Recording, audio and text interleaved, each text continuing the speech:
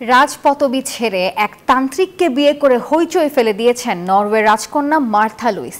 তার মার্কিন স্বামী ডুরেক ভেরেট ওঝার কাজ করেন, যিনি নিজেকে দাবি করেন মৃত্যুঞ্জয়ী হিসেবে। আধ্যাত্মিকতায় বিশ্বাসী প্রিন্সেসের এমন সিদ্ধান্তে বিভক্ত হয়ে পড়েছে খোদ নরওয়ের মানুষজন। রাজকীয় বিয়ের ক্ষেত্রে অনেক লোক সমাগম দেখা গেলেও নরওয়ের রাজকুমারী মার্থার বিয়ে ছিল অনেকটাই সাদামাটা। এনজিওর কিস্তি প্রথমবার বিকাশ পেমেন্ট করলেই 20 টাকা ইনস্ট্যান্ট ক্যাশব্যাক।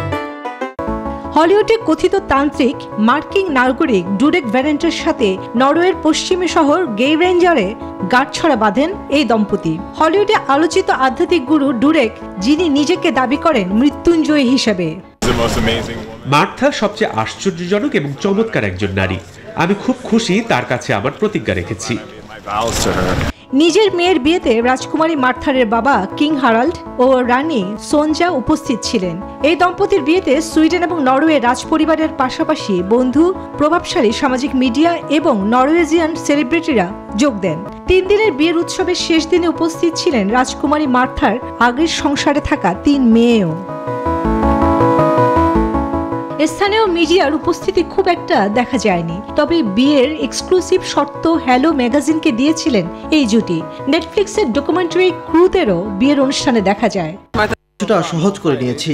মার্থা, ডুরেক এবং রাজপরিবারের জন্য সমস্ত সম্মান নরওয়ে উভয়ের জন্যই করেছে। 2017 সালে নরওয়েজিয়ান লেখক অ্যারি বেনের সাথে বিবাহ বিচ্ছেদের পর 2019 সালে এই দম্পতি প্রথমবার তাদের সম্পর্কের কথা ঘোষণা করেন। ভেরেন্টের সাথে বাগদান সম্পন্ন হয় 2022 সালে।